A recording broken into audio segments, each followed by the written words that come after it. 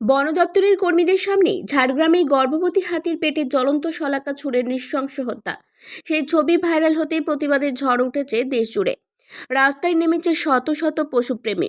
ওই এলাকার ডিএফওর পদত্যাগের দাবির সঙ্গে ঘটনার পূর্ণাঙ্গ তদন্তের দাবি করা হচ্ছে। সঙ্গে সমস্ত বন্যপ্রাণীদের সঠিক নিরাপত্তার দাবিতে চলছে আন্দোলন। দুর্গাপুরের বেনাচিটির পাঁচমাথা মোড় থেকে পশুপ্রেমীরা প্রতিবাদ মিছিল শুরু করেন। গোটা বেনাচিটি বাজার জুড়ে চলে মিছিলটি। শেষ হয় দুর্গাপুরের ভিরিঙ্গি মোড়ে। পশুপ্রেমী তারাশঙ্কর নাগ বলেন, আমাদের আজ মানবিকতার মিছিল। গর্ভবতী হাতিটিকে পূর্ণাঙ্গ তদন্ত করে কড়া ব্যবস্থা গ্রহণ করার দাবি তুলছি। পাশাপাশি আরজিকর কাণ্ডের নৃশংস ঘটনার আমরা বিচারও চাইছি। আমাদের এই মিছিলটা বেসিক্যালি সমস্ত পশুপ্রেমীদের মিছিল, এটা মানবতার মিছিল।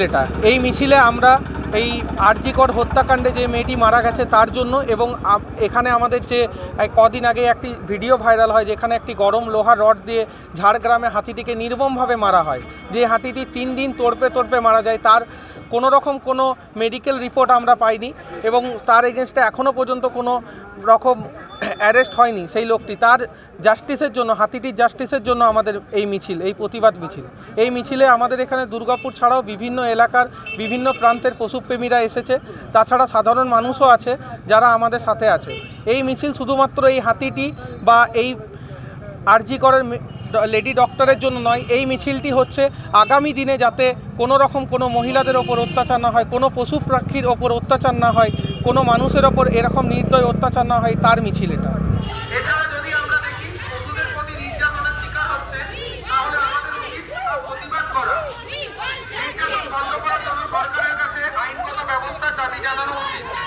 আমাদের সক্রিয় অংশগ্রহণ এবং সহযোগিতার মাধ্যমে আমরা একটা মানবিক সমাজ গড়ে তুলতে পারি, যেখানে পশুরাও নিরাপদে ও সম্মানের সাথে বাঁচতে পারবে।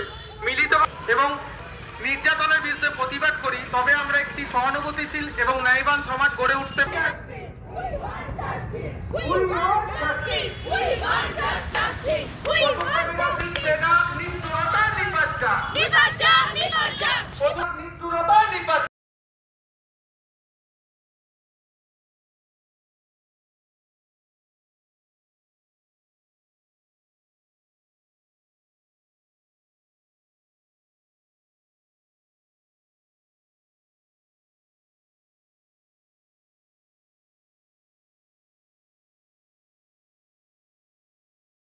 দুর্গাপুর থেকে কৌশিক বাসুর রিপোর্ট, 99 নিউজ বাংলা।